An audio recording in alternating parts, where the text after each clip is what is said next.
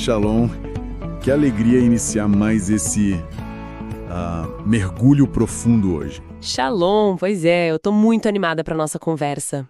E hoje a gente tem diante de nós um material que, é um verdadeiro tesouro mesmo.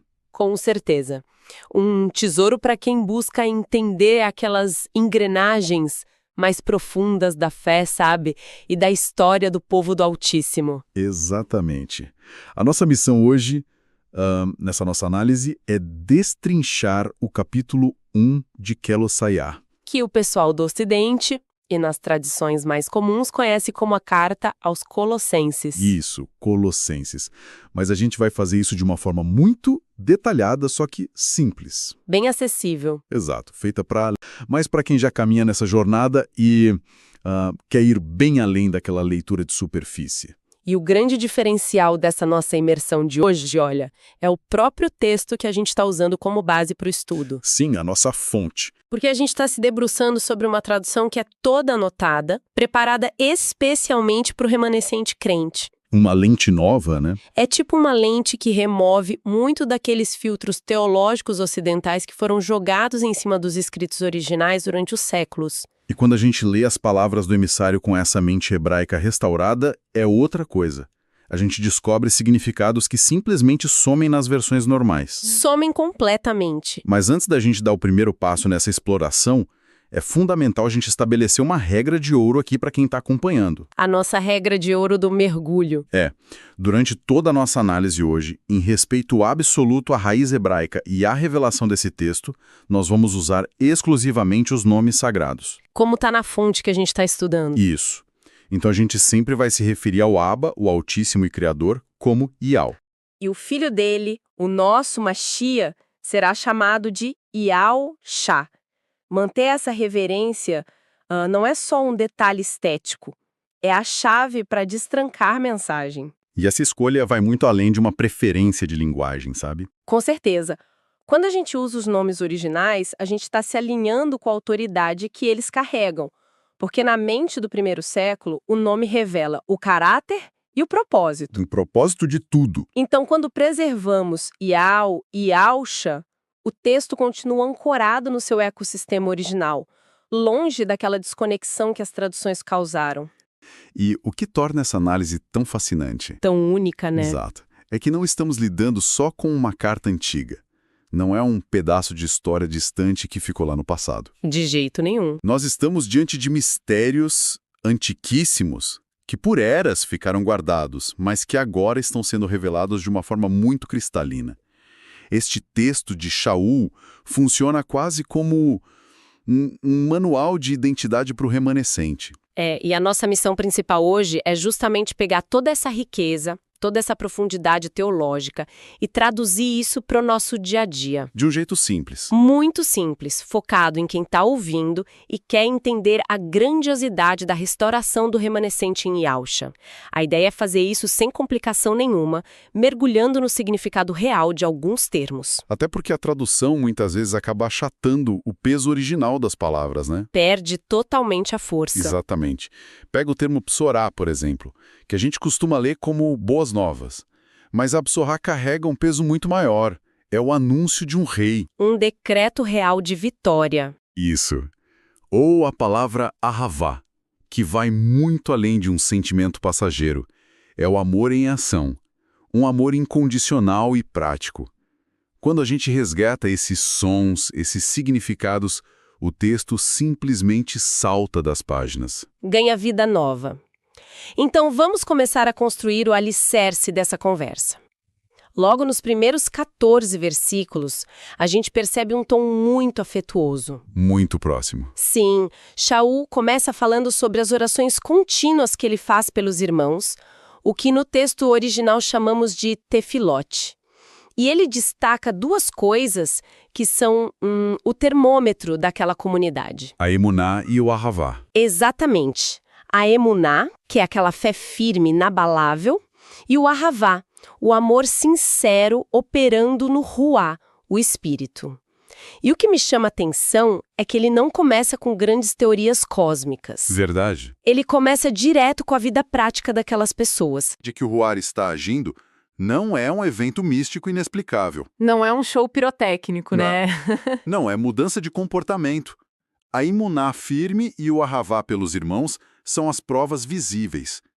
É a partir dessa realidade do dia a dia que ele nos leva para uma das descrições mais impressionantes de toda a Bíblia hebraica. Que é a grande transferência descrita nos versículos 13 e 14. Exato. Essa parte parece a descrição de uma operação de resgate em território inimigo. É uma ótima analogia. A gente lê ali que fomos libertados do poder das trevas. E transportados para o Malchut, para o reino do Filho amado. Mas, na prática, o que significa essa transferência? Porque às vezes as pessoas leem isso de uma forma muito poética. Como se fosse só uma mudança de humor. Isso, uma mudança de perspectiva e só. Pois é, e não é poesia.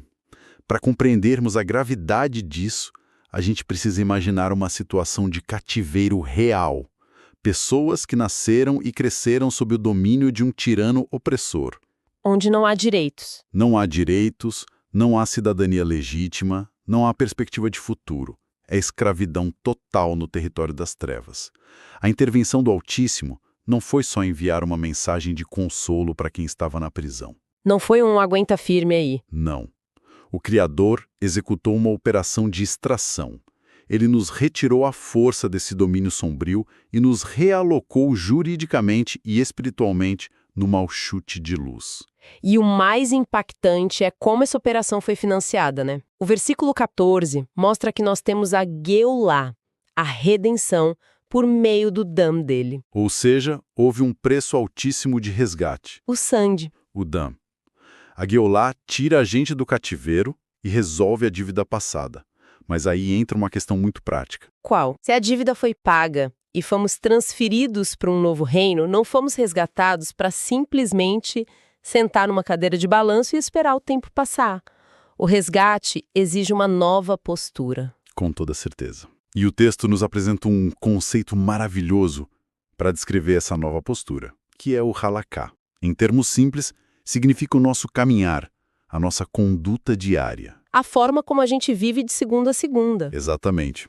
Se o resgate de um cativeiro custou a vida, custou o dam de Yausha, a resposta natural que quem foi liberto jamais poderia ser a inércia. É um caminhar digno. O halaká é a prova viva de que compreendemos o tamanho do resgate. É buscar o conhecimento real sobre a vontade de Yausha. Maravilhoso.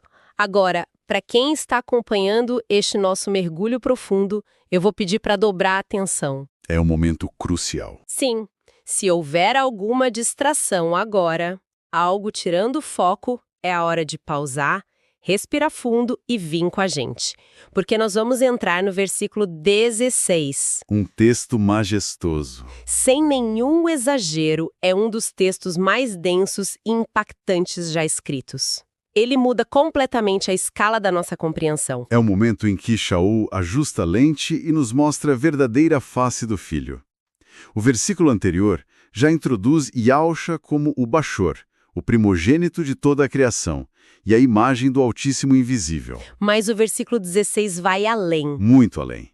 Ele detalha a supremacia absoluta do Criador operando através dele. Não é apenas uma figura histórica. O texto afirma categoricamente que nele todas as coisas foram criadas. Tudo.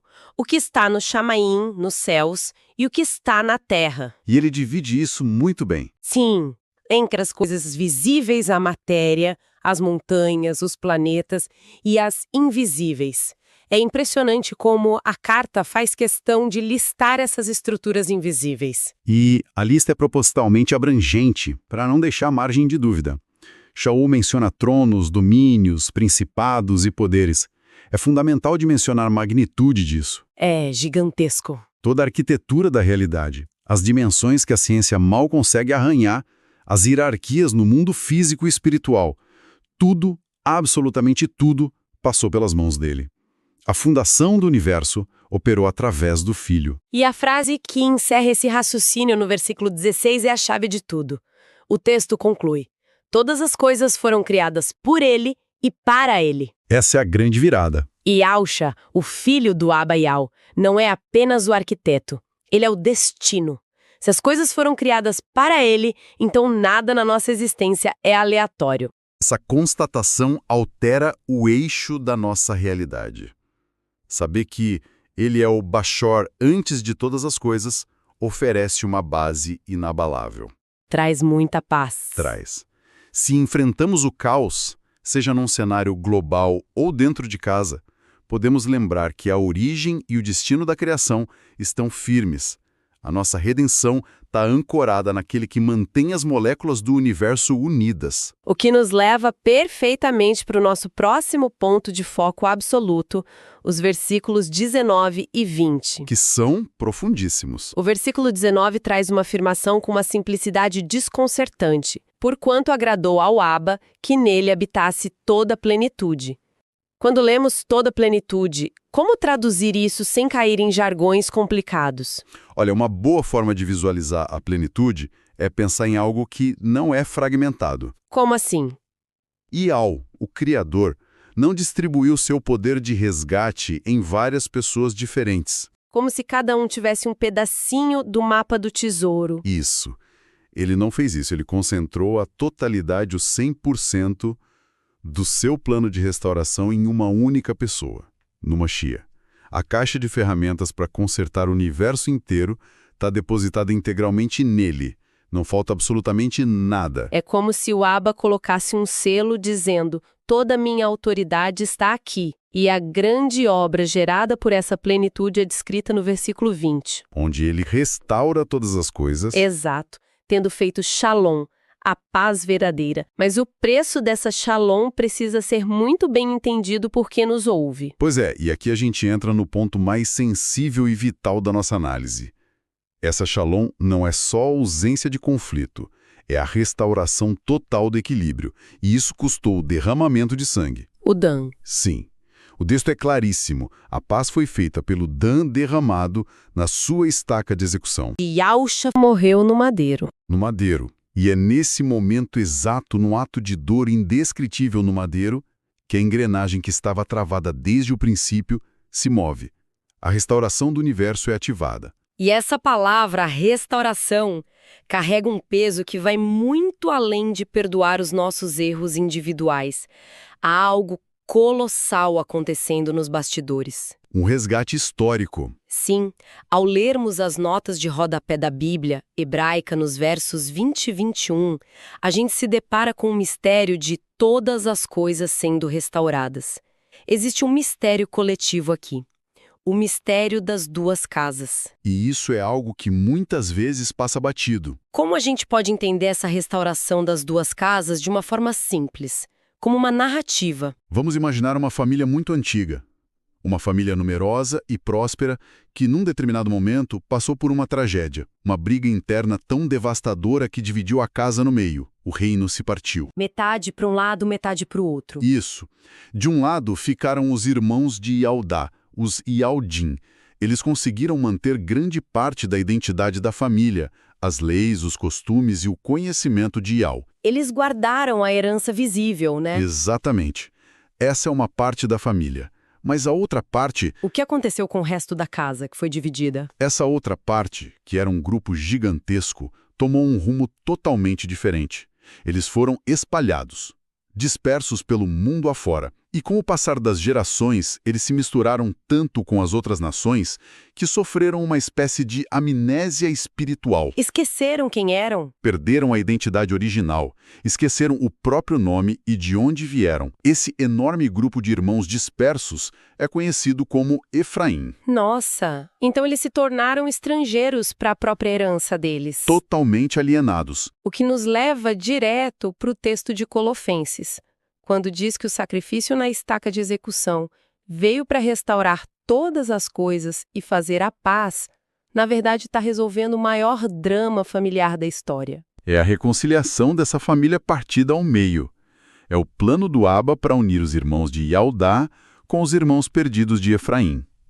Esse é o grande mistério sendo revelado. As duas casas voltando a ser uma só morada sob a liderança do Filho.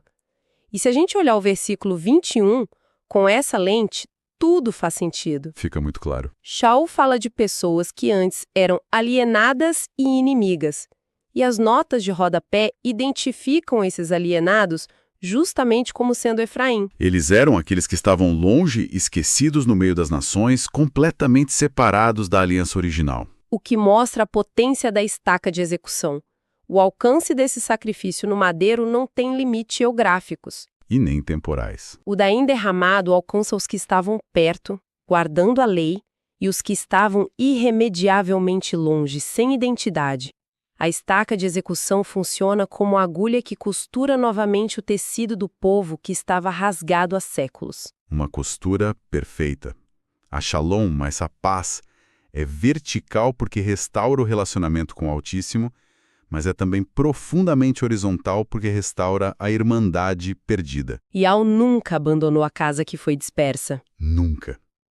A plenitude que habitava no Machia tinha a força magnética exata para atrair os dois polos, Yaudá e Efraim, e fundi-los num único corpo.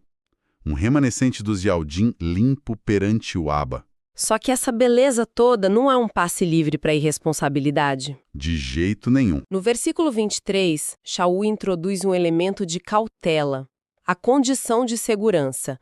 O resgate foi pago, a paz no madeiro está consumada, a família está sendo reunida, mas a carta alerta que é preciso continuar na emuná. Na fé firme.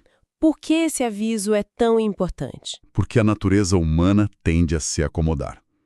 A nota de rodapé faz um alerta muito sóbrio. A eternidade é garantida, mas o texto condiciona isso à perseverança. A salvação não é um recibo que a gente guarda na gaveta enquanto volta a viver como escravo das trevas. Exato. A promessa é para quem permanece firme e acaba a corrida. É necessário não se afastar da tikvá, da esperança gloriosa que a Besorá nos trouxe. A emuná exige aquele ramaká que a gente conversou lá no início, um caminhar diário que prova de qual reino fazemos parte. E é exatamente nesse caminhar firme que a gente esbarra na revelação final deste capítulo, o versículo 27. Onde Shaul decide puxar a cortina de vez. Ele chama atenção para um mistério que esteve oculto por Olá-Amim. Escondido por eras e gerações incontáveis. E que agora foi revelado ao remanescente. O texto diz que Yao decidiu tornar público quais são as riquezas da Tiferet, da glória imensa, desse mistério espalhado entre as nações. E para entender esse mistério entre as nações, a gente precisa expandir a mente e voltar lá para o início de tudo, no livro de Gênesis. Que nós vamos nos referir exclusivamente pelo nome hebraico, Bereshit. Isso. O texto nos aponta para Bereshit 48, versículo 19 e capítulo 49, versículo 1. O que essas profecias tão antigas têm a ver com a glória entre as nações hoje? Olha, esses textos de Bereshit narram o epicentro da bênção patriarcal. Eles profetizam o que aconteceria nos últimos dias. O texto fala sobre a semente de Efraim se tornando uma verdadeira multidão de nações. A plenitude. A plenitude das nações. O mistério que ficou guardado às 7 chaves durante o Lamim é que a salvação não ficaria restrita a um pequeno pedaço de terra no Oriente. A semente espalhada cresceria e o tempo da restauração traria essa plenitude de volta para o Criador. A semente de Yausha frutificando nos lugares mais impensáveis. E o mais belo disso é que não se trata apenas de uma nação distante recebendo uma informação nova. A frase que conclui o versículo 27 de uma intimidade assombrosa. O mistério se torna pessoal. Ele diz, o Machia está agora entre nós e em nós, que é a Tikva, a esperança da Tiferet, da glória. É o clímax de toda a carta.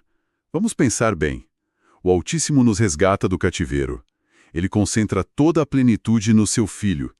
Ele usa o sacrifício brutal no madeiro para perdoar tudo e unir Yaudá e a Efraim. E não para por aí. Não.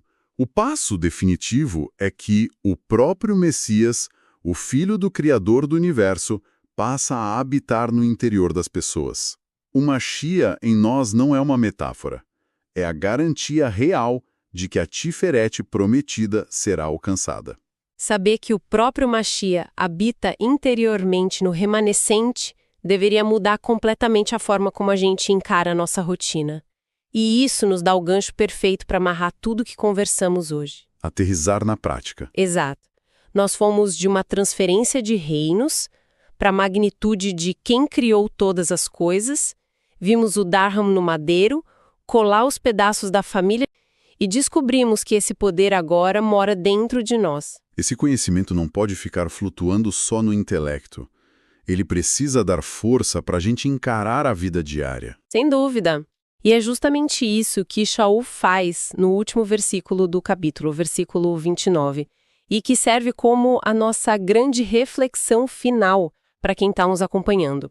Shaul admite que ele trabalha muito, que ele se esforça e luta até o cansaço. A vida dele não ficou isenta de suor. Mas ele faz uma ressalva que transforma tudo. Ele diz que luta segundo o poder de Yahweh, que opera poderosamente dentro dele. Fica aqui o convite para uma reflexão. Amanhã de manhã, quando o despertador tocar, nós vamos enfrentar desafios pesados. Trabalho, família, batalhas silenciosas na mente. E a tentação é tentar vencer isso com a nossa própria energia. Mas e se nós lembrarmos de quem somos? Como a compreensão de que o próprio Mashiach habita interiormente pode mudar a nossa postura diante do cansaço? Se aquele que criou tronos e domínios mora em nós, como essa força colossal pode nos fazer levantar amanhã, operando com uma força que não é nossa? É o tipo de perspectiva que divide a vida. A gente não luta mais sozinho no escuro. Aquele que sustenta o universo está oferecendo a sua própria força para operar em quem permanece firme na emuná. O motor que a gente usa para superar os obstáculos agora é divino. É a esperança da glória guiando cada pequeno passo do nosso halakha diário. Que pensamento encorajador para levarmos conosco. Uma força que nos empurra para frente enquanto nos mantém enraizados na verdade profunda de quem nos resgatou.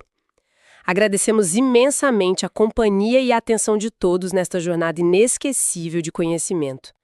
A bênção e o favor imerecido sejam convosco. Shalom. Assim seja. Assim seja.